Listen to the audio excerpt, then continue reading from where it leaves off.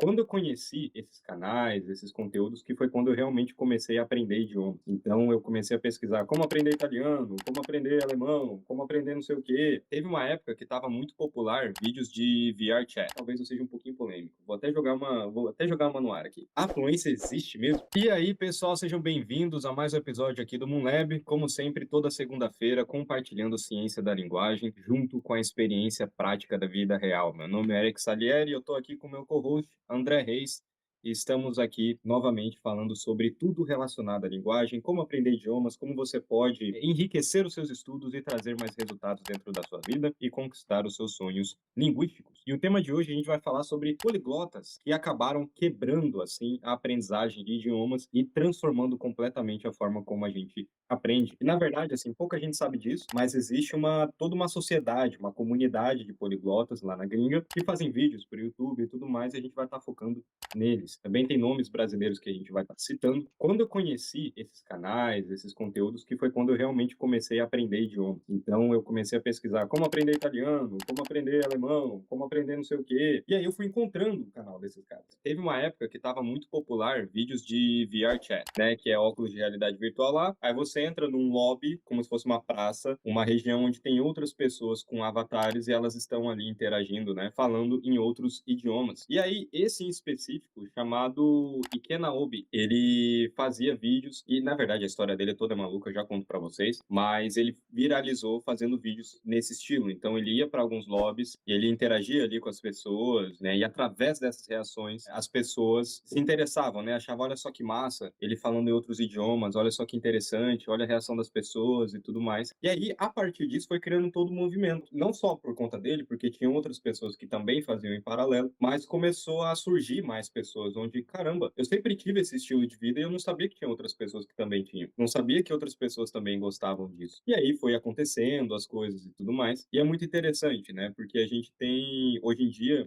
vídeos como no Omegle e outros tipos de lugares acabam sendo populares também. Esse foi um dos primeiros que eu tive contato. Aí depois teve o Steve Kaufmann, que eu conheci, que ele, na verdade, já é um OG da internet, da aprendizagem de idiomas. Talvez, com certeza, vocês já ouviram falar dele. Também tem o Luca Lampariello, tem Days and Words, tem aqui no Brasil, tem o Gabriel Poliglota e tem outros que fazem vídeos na mesma pegada, né? Ah, tem outro muito famoso, Xiao Miniak, alguma coisa assim. Ele fazia vídeos, ainda faz, né? Vídeos muito agressivos, tipo assim, surpreendendo nativos falando o idioma deles. E isso acabou, tem dois pontos, né? Dois polos. Tem o lado positivo e o lado negativo da coisa, mas a gente já chega lá. André, você tinha contato com esse tipo de canal, de vídeos? Você chegou a ver esse tipo Eu de conteúdo? assisti, eu assisti um vídeo do Days and Words que ele faz um react da menina francesa lá que aprendeu norueguês. Ah, eu sei qual é. É um vídeo bem famoso, né? Foi o Renato lá da comunidade que me indicou Uhum. esse vídeo, inclusive shout out aí pro Renato. Nossa E comunidade Big Global, tá, pessoal? QR Code aí na tela, onde a gente aprende idiomas lá. A gente tem todo um arsenal de recursos para você estar aprendendo idiomas. Enfim, go on. aí eu assisti esse react dele, ele comentando, né, sobre as técnicas que ela usou e tudo mais, e falando o quanto que, tipo assim, ela, mesmo sem ter estudado learning methods, ela pegou os learning methods corretos, né, tipo, imersão e Uhum. tudo mais, pegar os verbos mais comuns que tem, tipo, pegar, levantar, deitar, sentar, comer, falar, formar frases com esses verbos e tudo mais, tipo, ele pegou esse e comentou, né, tipo, expanded a little bit, Uhum. Tongue Twisted. Aí ele comenta só, né, sobre esses casos, mas eu não cheguei a ver mais coisa dele. Porém, eu conheço o Steve Kaufman por nome, o cara é uma lenda, né? Todo É mundo uma fala dele, mas Isso. eu não conheço, nunca assisti nenhum vídeo dele, nada do tipo. Para quem não sabe, pessoal, o Steve Kaufmann, ele tá próximo dos 80 anos agora, eu acho, 70 e poucos anos, absolutamente são. A mente dele sharp as a knife, afiada como uma faca, e ele sabe mais de 30 idiomas. É assim, ele aprende idiomas desde quando ele tinha 18 anos e nunca parou. Então, perceba assim, né, uma vida inteira dedicada aos idiomas. Inclusive tem uma entrevista, isso ninguém sabe, né, mas a gente já citou o Stephen Krashen aqui em vários episódios do Moonlab. Então, assim, a gente tem, olha o nível de conhecimento que a gente só tem acesso por conta do inglês, né? E aí o Stephen Kaufman, diariamente, se não me engano, ele faz vídeos sobre aprendizagem de idiomas, as técnicas que ele gosta, as técnicas que ele não gosta. Ele tem até uma plataforma chamada Link. Eu já utilizei, mas eu não me adaptei muito bem. E aí lá ele utiliza os métodos dele, ele tem, toda a metodologia, a abordagem dele e tudo. E aí, assim, o que que eu quero dizer, né? A gente quer dizer com quebraram a aprendizagem de idiomas. Quando a gente fala quebrar, vem muito do sentido americano mesmo, assim, de broke language learning, de tipo assim, bugou, mudou a perspectiva da coisa. Então eu quero citar primeiro o lado ruim da coisa, que é esses vídeos têm dois pontos muito importantes. Teve uma época lá na época da pandemia, onde esses vídeos eles estavam mais em alta, né? Então a aprendizagem de idiomas estava mais em alta, tava muitas pessoas fazendo vídeos, e aí chegavam fazendo vídeos como eu aprendi italiano em 7 dias, como eu aprendi mandarim em 2 horas. Vídeos do gênero, assim, muito agressivos nesse sentido e que imprimem uma realidade completamente diferente da vida real, né? Do que se é de fato. Então, por um lado, a gente tinha poliglotas com asterisco também, fazendo vídeos extremamente agressivos nesse sentido, e outro lado, a gente tem poliglotas que eram extremamente conservadores, no sentido assim, se você não é um nível C2, você nem é fluente. É um nível, assim, muito avançado, um teto muito alto, uma Quase acessibilidade muita. tipo um gatekeeping, assim, né? É um gatekeeping total. Um gatekeeping, essa é uma expressão em inglês, para quem não conhece, de, tipo, você travar a entrada de uma pessoa, né? Dificultar o acesso da pessoa àquilo.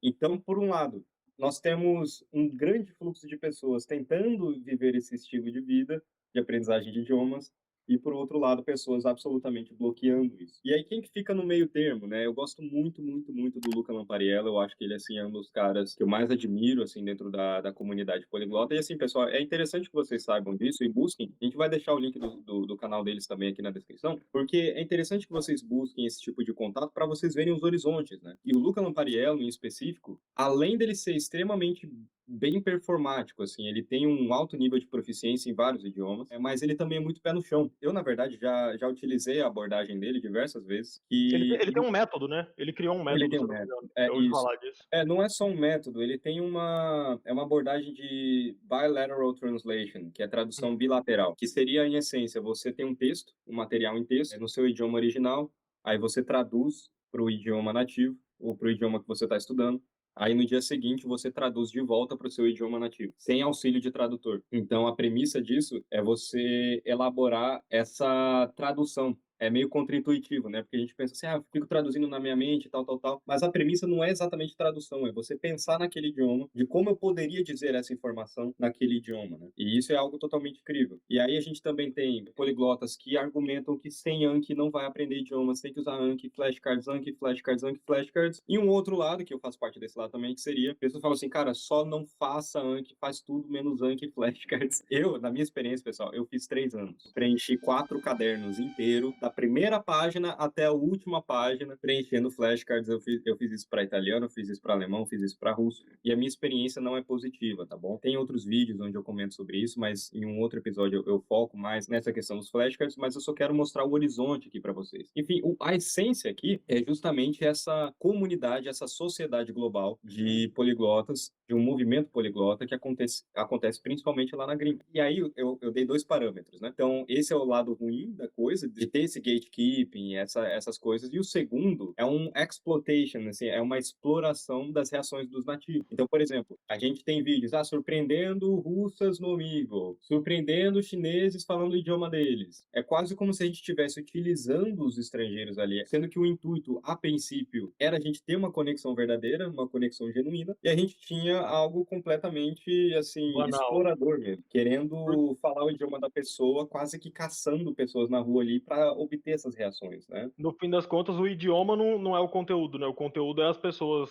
É as pessoas tendo reações, isso, porque percebam, é uma ferramenta, é um mecanismo de ego muito forte. Então, assim, se eu chego lá e falo o idioma da pessoa, eu falo assim, nossa, você é incrível, você fala meu idioma, não sei o quê. A pessoa vai se sentir, o bam ali da coisa, né? Então, assim, não tem como não ter um impacto positivo na pessoa. E esse impacto é interessante, é bom sim pra gente. Só que a pessoa ganha dinheiro com isso. Vocês estão entendendo? Tipo assim, a pessoa ela ganha milhões de visualizações e através dessas milhões de visualizações elas fazem dinheiro. Tanto que tem um outro canal que eu gosto muito, que eu lembrei agora, que eu gosto muito assim, eu não assisti muito, mas eu gosto muito da premissa, que é Couch Polyglot, que era poliglota de sofá, assim, poliglota que não tem essas premissas. E eu gosto desse tipo de abordagem, né, onde não tem uma necessidade tão grande de estar explorando, só que é isso, a gente também vê um certo desinteresse das pessoas, né? Então, assim, a gente tem, por um lado, esses esses dois grupos, assim, de querer explorar e não querer explorar, mas a gente tem a própria natureza humana que se interessa por esse tipo de reação. Então, naturalmente, a gente quer saber qual que é a reação dos estrangeiros e tudo mais, assim. Isso deu uma bugada, assim, na perspectiva das pessoas de aprendizagem de idiomas enorme, porque aí muda técnica, muda abordagem, muda filosofia, muda mentalidade. Então, antes, a gente tinha uma percepção de que a aprendizagem de idiomas era muito tradicional, então, através de cursos, através de métodos tradicionais e tudo. E agora a gente tem um ornitorrinco aberrante, sinistro, assim, que a gente nem sabe o que que é direito.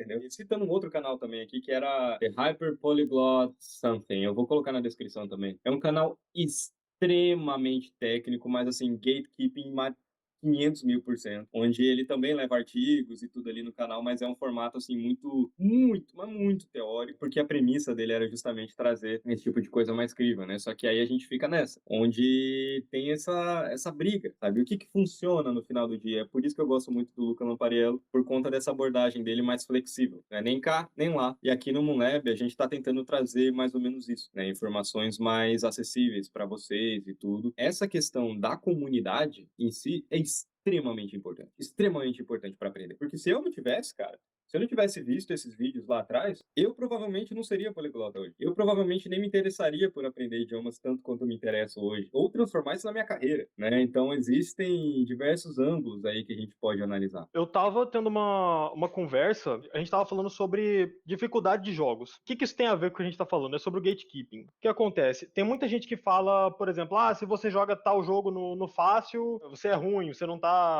é digno e tudo mais, sabe? Uhum, Esse tipo de uhum, gatekeeping. Sendo que, cara, pra que a gente joga um jogo? É pra provar alguma coisa pra alguém ou é pra se divertir? Ou é pra ter uma exato. experiência com a história e tudo mais, não é verdade? Então, o que importa é você ter essa experiência, é você se divertir. No caso do aprendizado de idiomas, depende de qual for o seu objetivo. Pode ser crescimento pessoal, pode ser pela saúde mental, pode ser por pura curiosidade. E é isso que importa. Então, não deixa esse tipo de comentário, esse tipo de pessoa afetar o seu aprendizado, afetar suas escolhas de vida, né? Foca no que é importante, foca em você, aí foguete não tem ré. Isso, exato, exato. E assim, essa é uma questão que dói até, na verdade, assim, é algo que realmente tem que ser pensado e tem que ser ponderado, porque a aprendizagem de idiomas, o fato, pessoal, é que é uma jornada longa mesmo, não tem o que fazer. E que bom que seja, porque a gente aprende idiomas para ser para nossa vida inteira mesmo. A única questão é que é difícil, sobretudo, ter esse tipo de abertura de mente, sabe? De ter esse tipo de clareza mental de tentar buscar atrás, porque o que acontece, na verdade, é que muita gente morre no meio da praia, que não consegue cruzar essa barreira ali, né? Então, a gente tem toda essa comunidade de poliglotas e vídeos no YouTube que acabou completamente mudando a nossa perspectiva de como aprender as coisas. Esse é o nosso intuito aqui, de trazer, e lá dentro da nossa comunidade também, o QR Code aí na tela. Então, eu e o André, a gente está na fronteira ali, nas trincheiras, aprendendo o idioma, sofrendo, trazendo o que funciona, o que não funciona pra gente, nossa perspectiva, etc. A gente tem toda uma série de recursos, né? Aqui no Brasil, né? A gente tem o Gabriel Poliglota, eu acredito que seja um dos mais populares, e ele também fazia vídeos como esse. Não sei se ele mora ainda, mas ele morava em Vancouver e ele saía na rua falando com as pessoas na rua de Vancouver. E através disso ele ficou mais popular e fazendo esse tipo de vídeo de reação e tudo. Mas assim, percebam, pessoal, o poliglotismo, e aqui talvez eu seja um pouquinho polêmico. Vou até jogar uma no ar aqui. Fazer essa pergunta para você, André. Hum. A fluência existe? A fluência existe mesmo? Isso É, é algo alcançável? É uma boa pergunta, né? Porque você que tá acompanhando a gente sabe que fluência, né, não é fixa, né, é um estado, né? Por exemplo, mais cedo no episódio, eu tive dificuldade pra falar a little alguma coisa. Eu fiquei tongue-tied ali no momento. Aham. Por quê? Porque eu não falei inglês hoje. Eu raramente falo inglês. Essa é a verdade, né? Eu não tenho Uhum. com quem praticar, assim, e tudo mais. Não é como se eu e o Eric fosse ficar em cal todo dia trocando ideia em inglês também, né? Isso significa que eu sei menos inglês?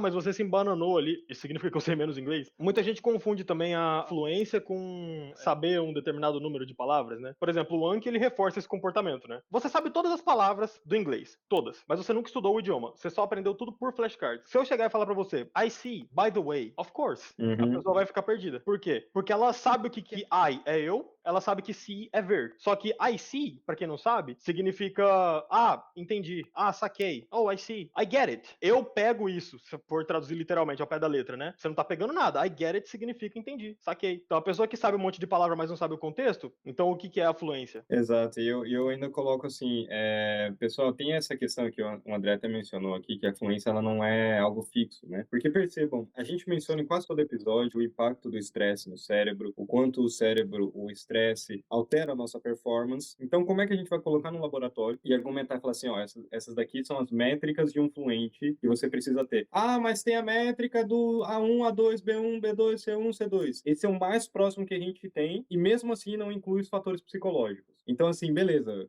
Digamos que C1, e aí tem a métrica, né? C1 é você conseguir falar sobre assuntos complexos com nativos sem travas ou algo do gênero. Beleza, mas quais assuntos são esses? Porque aí pode ser, o meu assunto pode ser de esporte, o do André pode ser de jogos, o do fulaninho pode ser, sei lá, sobre astronomia. E como é que a gente faz uma comparação paralela entre os três e argumenta que os três têm o mesmo nível de fluência? Vai falar que a astronomia é mais profunda, então o da pessoa de astronomia é mais fluente do que a gente. É muito difícil da gente ter parâmetros. Se a gente para de falar um idioma e ter contato com o idioma, é natural que a performance decaia. Então, se esse é o caso, a gente tem por natureza e a experiência que vocês mesmos podem ter de que a fluência não é algo constante.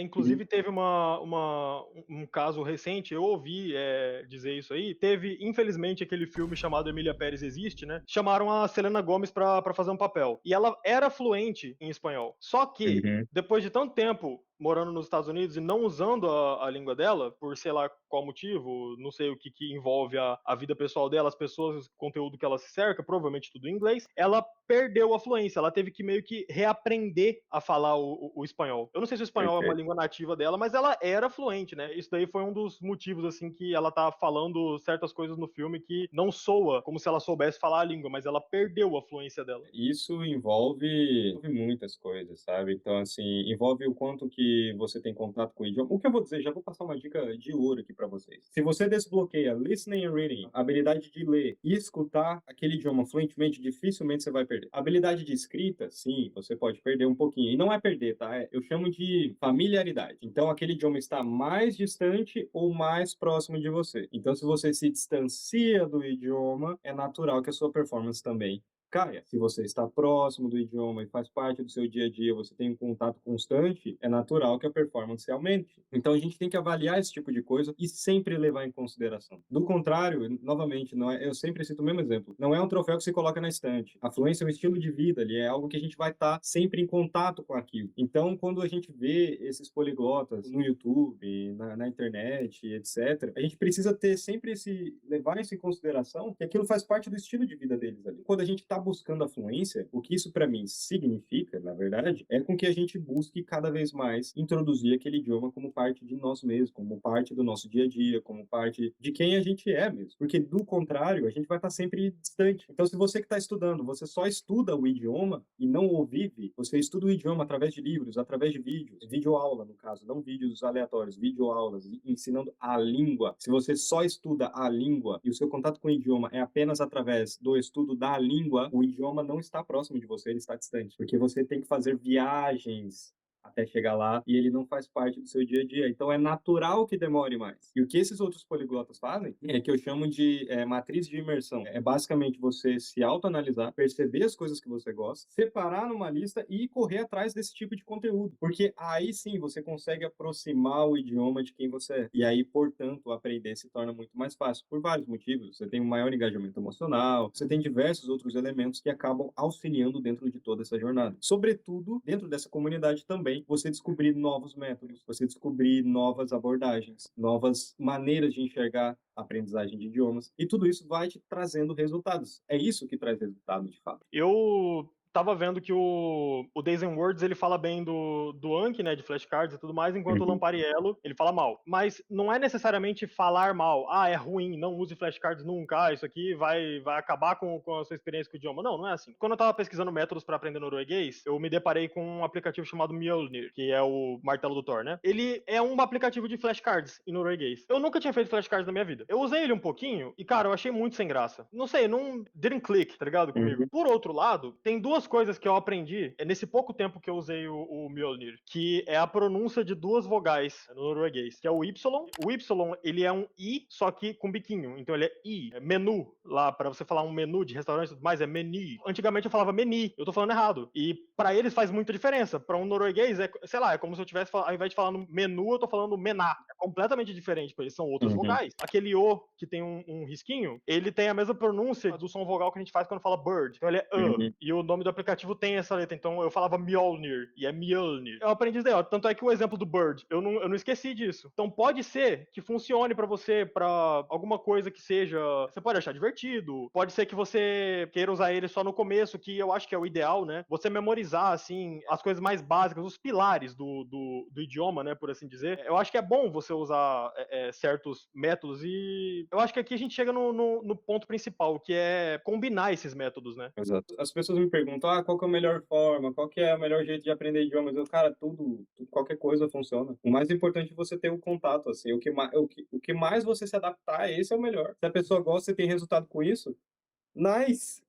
Exatamente, da mesma forma que Well, o good método for you, tradicional. man. A pessoa tá super aprendendo um idioma, aprendendo no método tradicional, ensinando gramática lá pra ela. Massa, Beleza, o que importa é beleza. aprender, o que importa é that. Whatever takes you there. O que te levar lá. É por isso que eu bato muito na tecla de que é um estilo de vida. Porque, do contrário, quando é um estilo de vida, a gente troca de métodos, a gente troca de abordagens, a gente troca de perspectivas e tá tudo bem. Afinal, o idioma vai fazer parte da nossa vida para sempre. Então tá tudo bem você usar um Anki, você... Nossa, tá vendo? Até Deus proibiu aqui, né, de eu falar que tá tudo bem você usar Duolingo.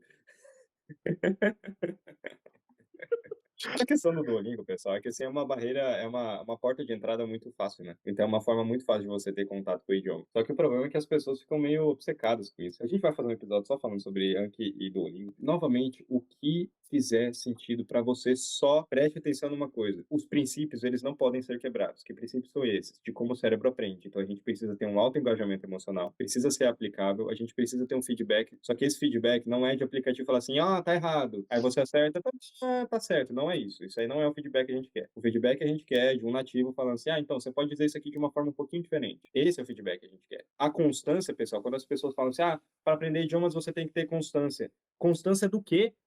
É o seu estilo de vida. Como assim ter constância? Vou dar um exemplo assim. Eu falei isso no outro episódio, eu acho, sobre a questão da amizade. Quando você tem amizade com alguma pessoa. Vamos traçar esse paralelo onde a amizade, esse sentido abstrato, se equipara com a fluência. A gente pensa na fluência, que a gente chega na fluência e ali se encerra o processo da fluência e agora sou fluente e não preciso fazer mais nada. A gente chega para algum amigo e fala assim, cara, massa sua amizade, mas agora acabou porque eu acho que a gente chegou no topo da amizade e não preciso mais da amizade.